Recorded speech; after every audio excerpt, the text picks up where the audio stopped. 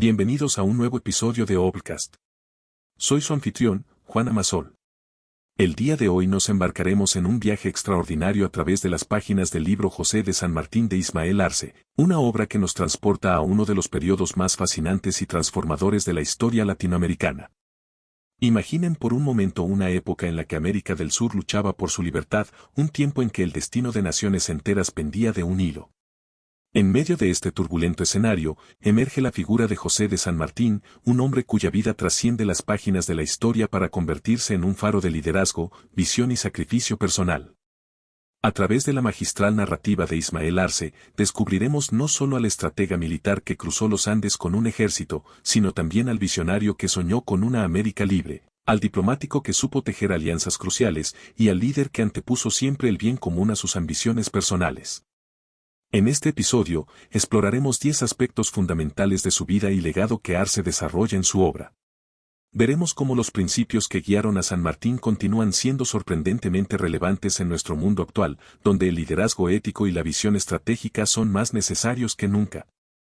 Nuestra historia comienza en Yapeyú, un pequeño pueblo de las misiones jesuíticas, donde el 25 de febrero de 1778 nació José Francisco de San Martín y Matorras. El ambiente en el que vino al mundo ya presagiaba su destino único. Hijo de un capitán español y una criolla, sus primeros años transcurrieron en una frontera tanto geográfica como cultural, donde las tradiciones europeas se entrelazaban con la realidad americana. Sin embargo, el destino tenía otros planes para el joven José. A los 6 años, su familia se trasladó a España, un viaje que marcaría profundamente su vida y forjaría su carácter. En la península ibérica, San Martín ingresó al Seminario de Nobles de Madrid, donde comenzó su educación formal. Pero fue su temprano ingreso al ejército español, a la edad de 11 años, lo que verdaderamente moldearía su futuro.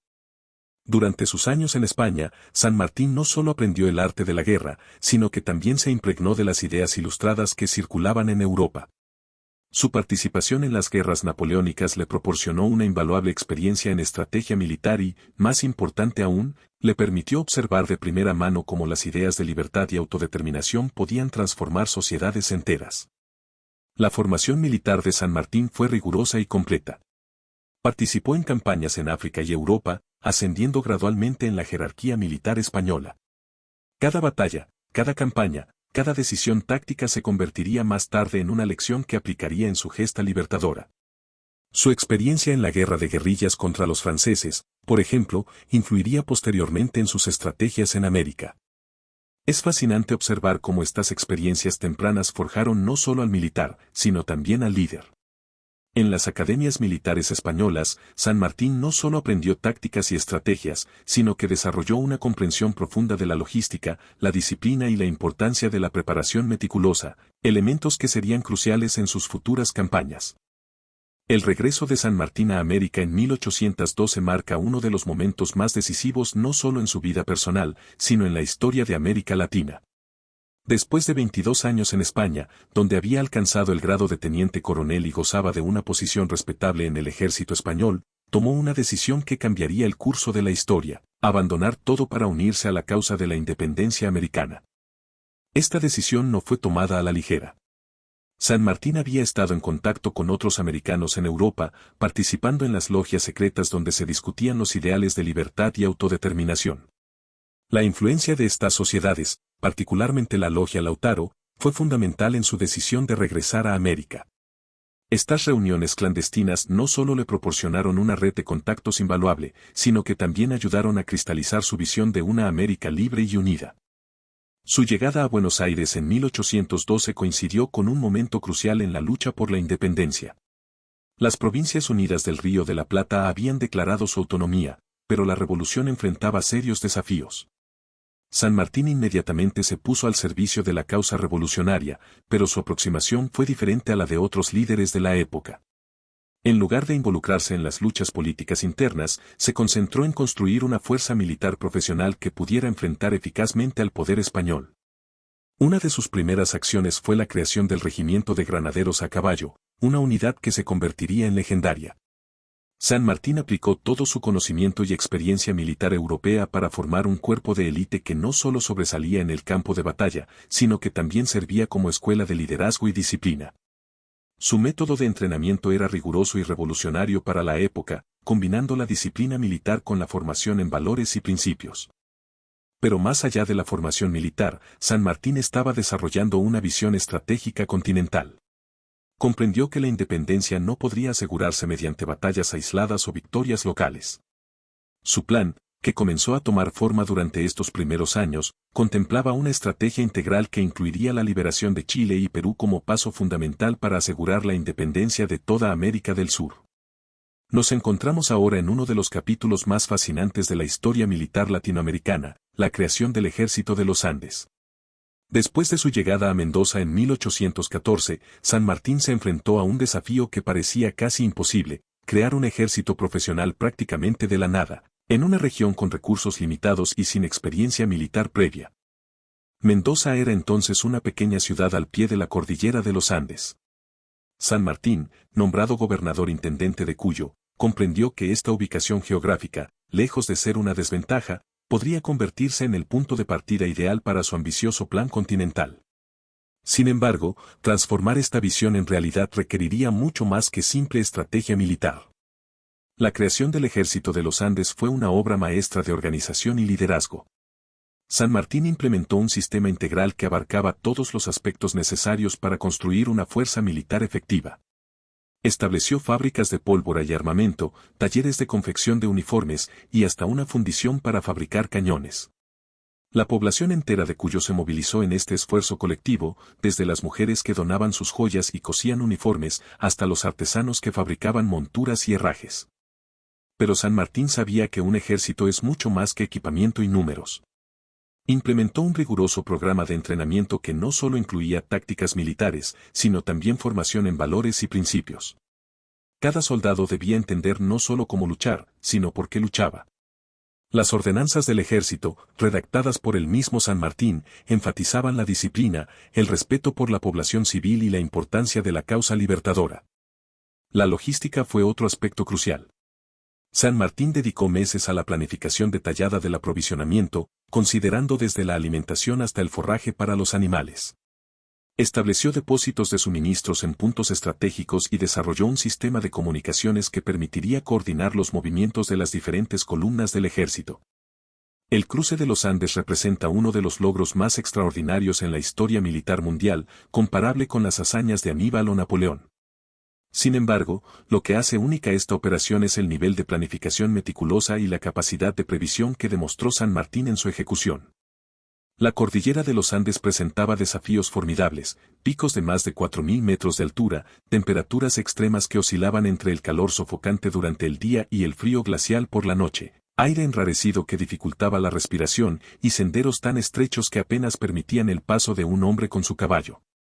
Para un ejército que incluía artillería pesada, miles de animales de carga y provisiones para semanas, estos obstáculos parecían insuperables. San Martín estudió cada aspecto del desafío con precisión científica. Envió espías y exploradores para reconocer los pasos de la cordillera, recopiló información sobre las condiciones climáticas y consultó con los habitantes locales que conocían la montaña.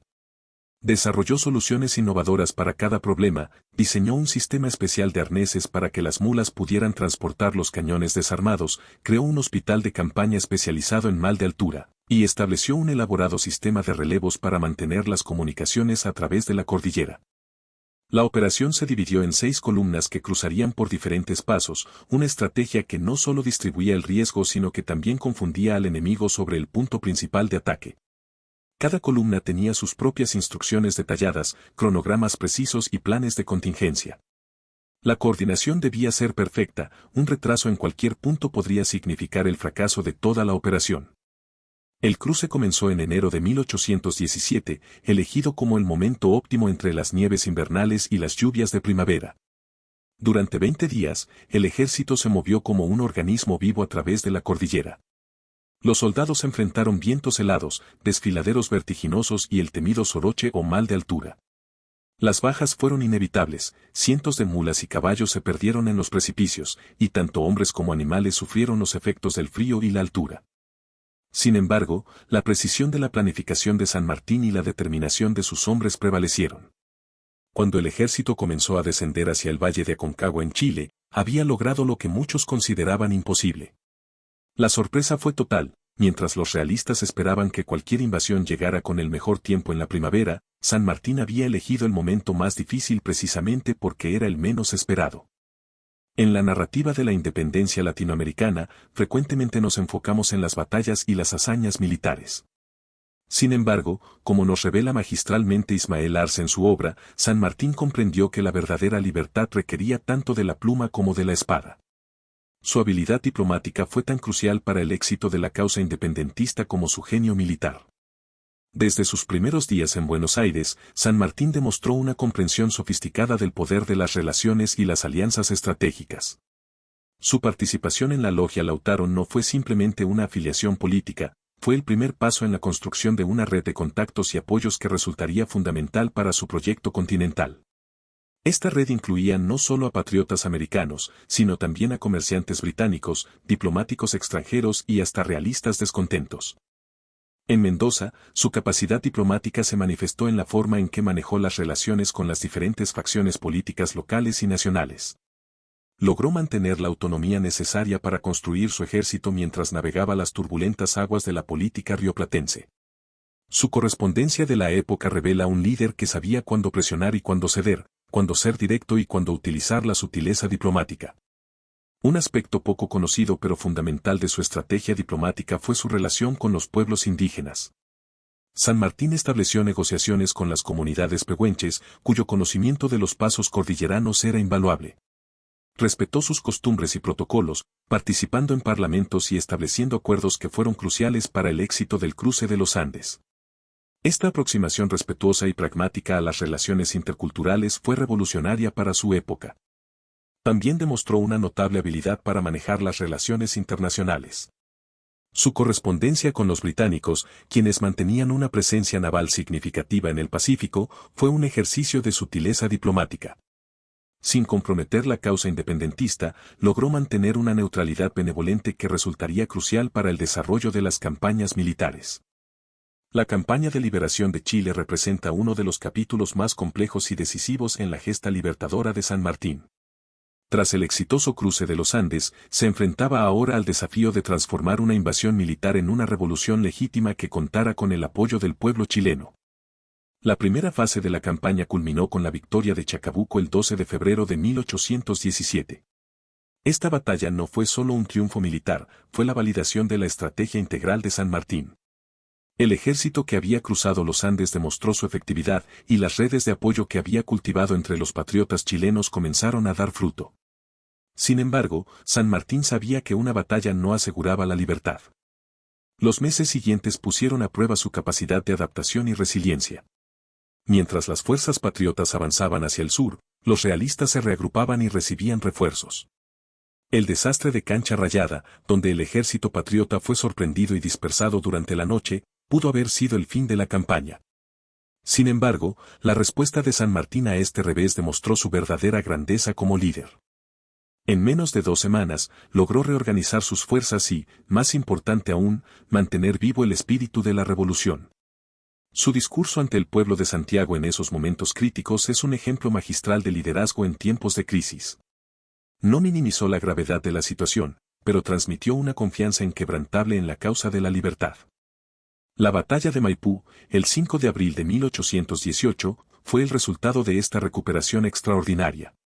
San Martín planificó la batalla con su característica meticulosidad, pero también demostró una flexibilidad táctica que resultó decisiva.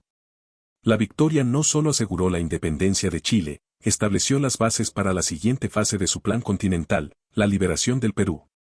Un aspecto crucial de la campaña de Chile fue la forma en que San Martín manejó el periodo posterior a la victoria militar. Comprendió que la verdadera independencia requería la construcción de instituciones estables y el desarrollo de un liderazgo local capaz de sostener el nuevo orden. Su relación con Bernardo O'Higgins, a quien apoyó como director supremo de Chile, demuestra su comprensión de la necesidad de construir gobiernos nacionales fuertes.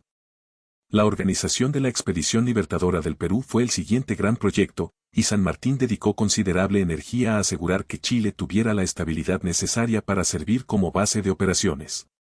Trabajó incansablemente en la creación de una flota capaz de controlar el Pacífico, comprendiendo que el dominio naval sería crucial para el éxito de la campaña peruana. La campaña del Perú representa la culminación del Plan Continental de San Martín. El Perú era el centro del poder español en Sudamérica, con una tradición virreinal de 3 siglos y una sociedad profundamente estratificada.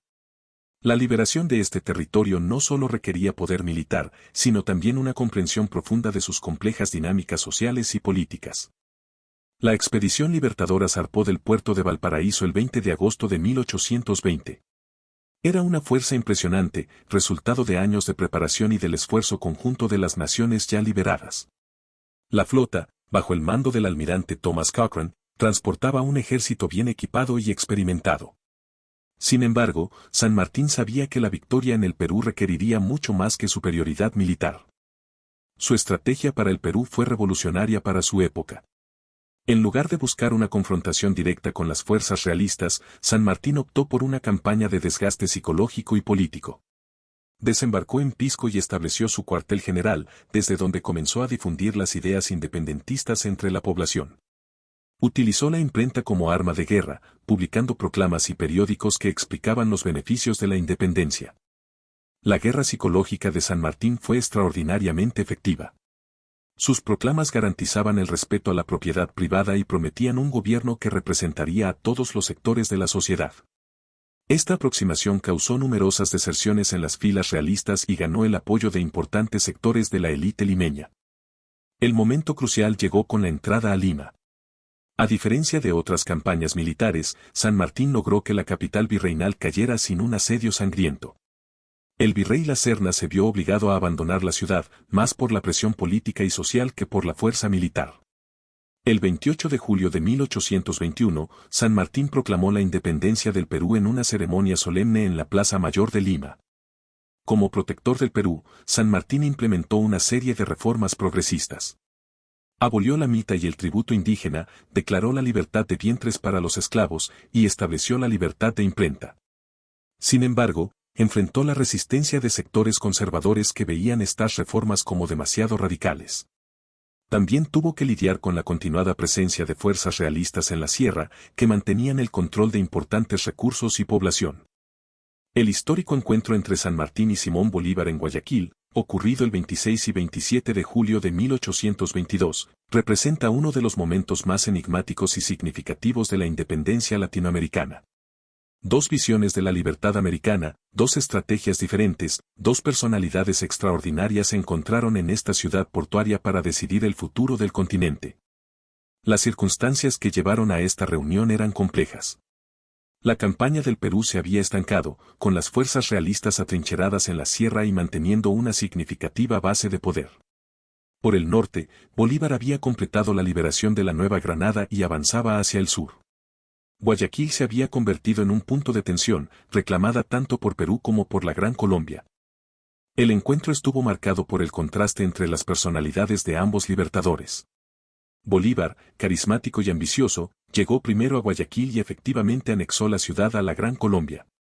San Martín, más reservado y pragmático, llegó después, encontrándose con un hecho consumado que presagiaba el tono de las conversaciones que seguirían. Las reuniones entre ambos líderes fueron privadas y su contenido exacto sigue siendo objeto de debate histórico. Sin embargo, las consecuencias fueron claras e inmediatas.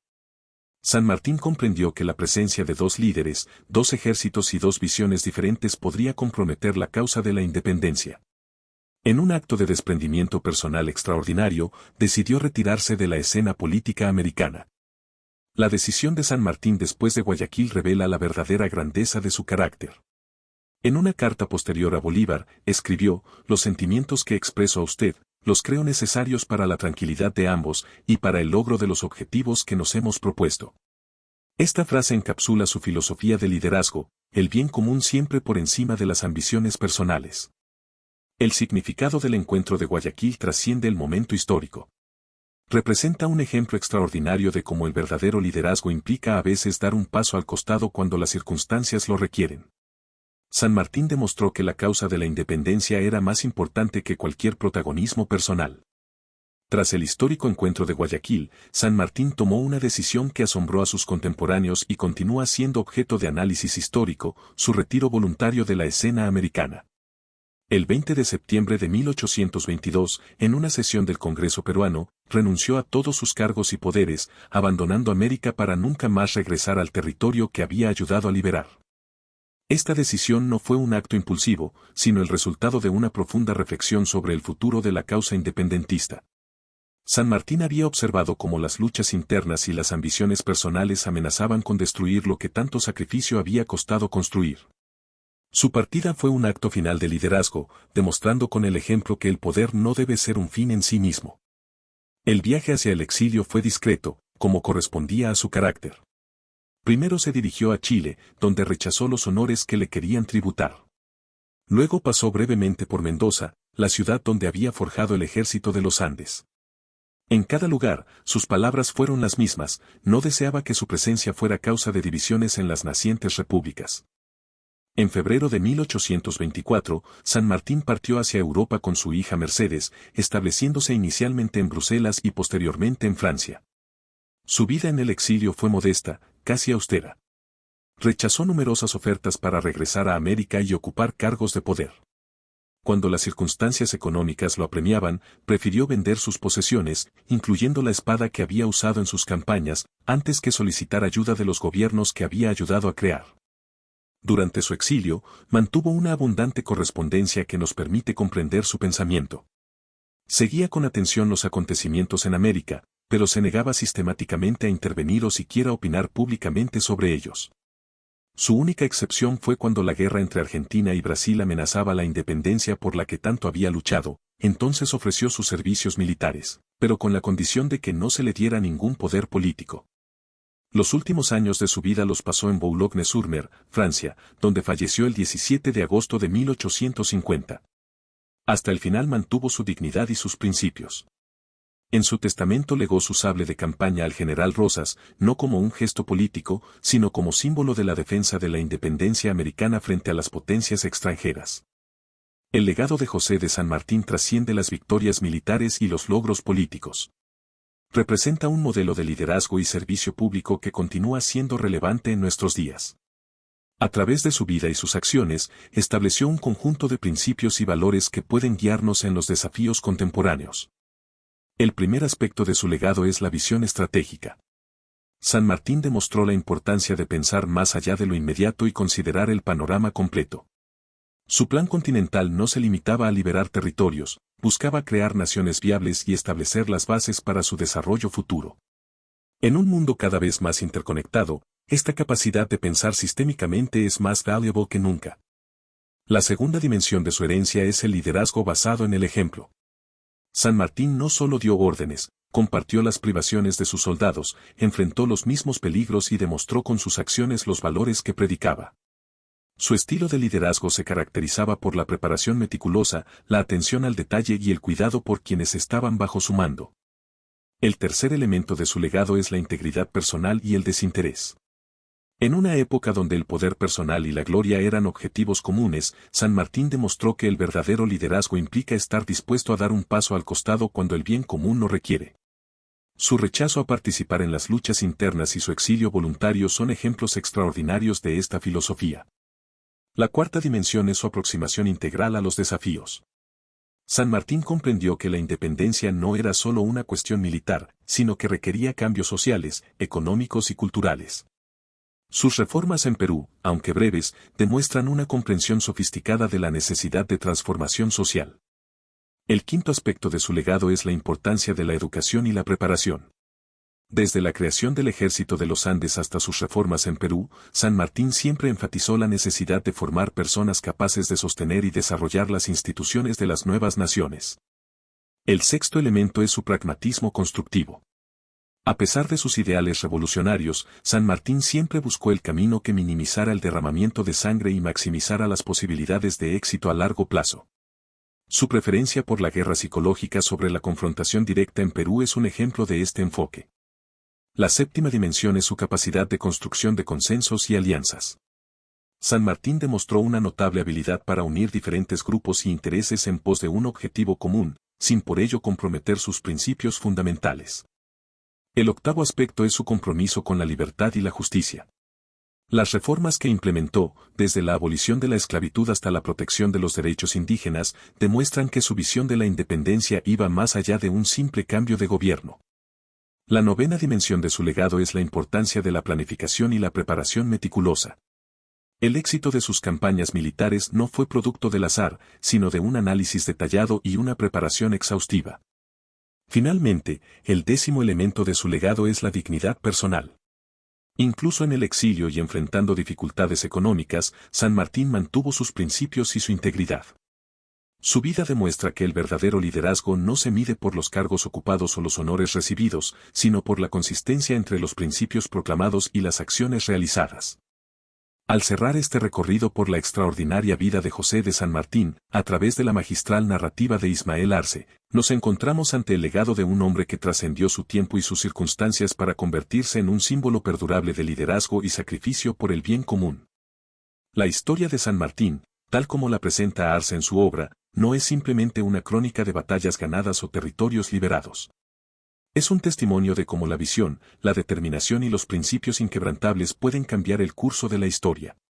Desde sus primeros años en Yapeyú hasta su exilio final en Francia, cada capítulo de su vida nos enseña lecciones que resuenan con fuerza en nuestro presente.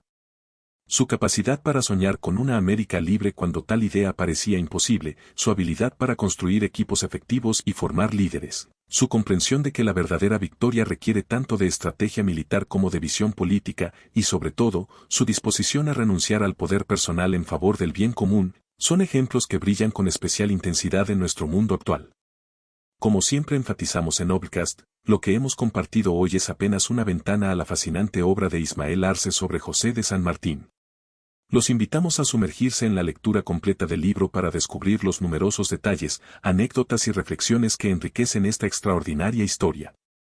En la descripción encontrarán el enlace para conseguir el libro. El legado de San Martín, tan vívidamente capturado en las páginas de Arce, nos recuerda que los grandes cambios en la historia no son producto del azar, sino del compromiso inquebrantable con una visión y unos valores. En un mundo que busca constantemente referentes de liderazgo ético y efectivo, su ejemplo continúa iluminando el camino. Hasta el próximo episodio.